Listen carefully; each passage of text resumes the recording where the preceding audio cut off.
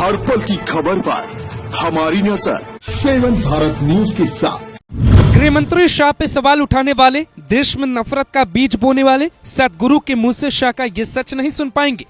5 सालों में शाह ने किए कौन से 5 काम, सदगुरु ने बताया तो अमेरिका से इंग्लैंड तक में होने लगी शाह की चर्चा। पटेल ने जो सपना देखा उसे शाह ने कैसे किया पूरा, कैसे मिली इच्छा शक्ति, शिव भक्त सदगुरु से सुनिए अनसुनी कहानी।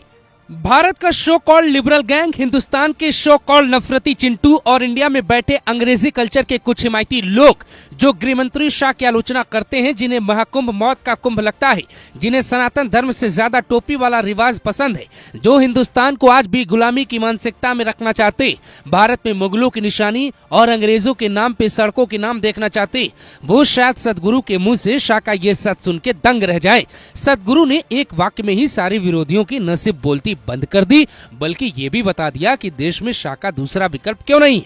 पर वो बताएं उसके पहले सुनिए शाह ने 5 सालों में कौन से 5 काम किए जो कांग्रेस या किसी और पार्टी की सरकार होती तो 50 सालों में भी नहीं हो पाते।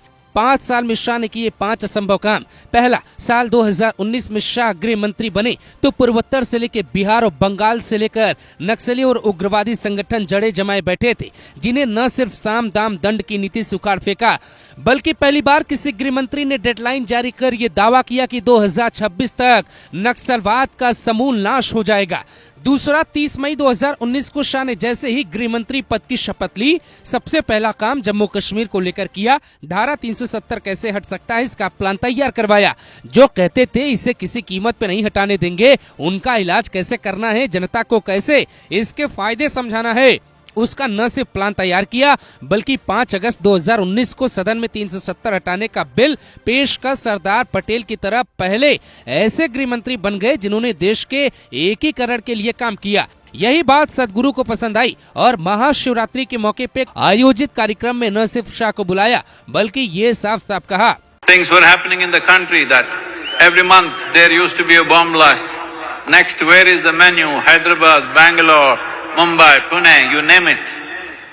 You have not heard of such things for the last 10 years. Thanks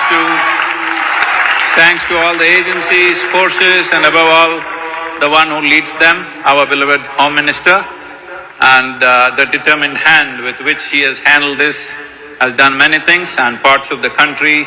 सदगुरु का ये बयान सिर्फ देशी नहीं बल्कि विदेशों में भी वायरल होने लगा। इंग्लैंड से लेकर ऑस्ट्रेलिया और अमेरिका से लेकर खाड़ी मुल्कों तक सदगुरु के हजारों लाखों शिष्य बैठे हैं जो ईशा फाउंडेशन के इस आयोजन को लाइव सुन रहे थे। सदगुरु से अपनी तारीफ सुन शाह मुस्कुराते रहे, सदगुरु को राष्ट्र की संपत्ति बताते हैं और ईशा फाउंडेशन की ओर से चलाए जा रहे बेटी बचाओ अभियान की न सिर्फ सराहना करते हैं बल्कि ये भी कहते हैं सदगुरु के जरिए दुनिया सनातन के सच्चे ज्ञान को समझ रही।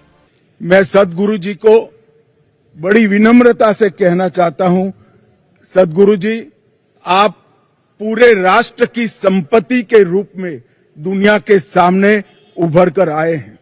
आप शायद ये जान के दंग रह जाएं कि लगातार बीजेपी को चुनाव जिताने वाले शाह की चाणक्य नीति पे रिसर्च की चर्चा के बीच अब नई मांग उठने लगी। बड़े बड़े विदेशी नेता शाह से अब ये समझना चाहेंगे कि कड़े और बड़े फैसले कैसे लिए जाते हैं, क्योंकि शाह ने 370 और नक्सलवाद के अलावा CAA, NRC को भी न सिर्फ लागू करवाया बल्कि अंग्रेजों के जमाने के ज्यादातर कानूनों को बदल के देश को 3 नए कानून दिए। अब देश एक चुनाव के साथ UCC यानी यूनिफॉर्म सिविल कोड की ओर बढ़ रहा है, जो सिर्फ मोदी शाह की जोड़ी ही कर सकती। अगर आपको शाह के ये फैसले पसंद आए तो कमेंट कर जरूर बताएं। नमस्कार, मैं हूँ प्रीति शुक्ला, 7 भारत न्यूज संवाददाता। हर पल की खबर पर हमारी नजर। हमारे चैनल 7 भारत न्यूज को लाइक करें, सब्सक्राइब करें, शेयर करें, बेल आइकन प्रेस करना ना भूलें।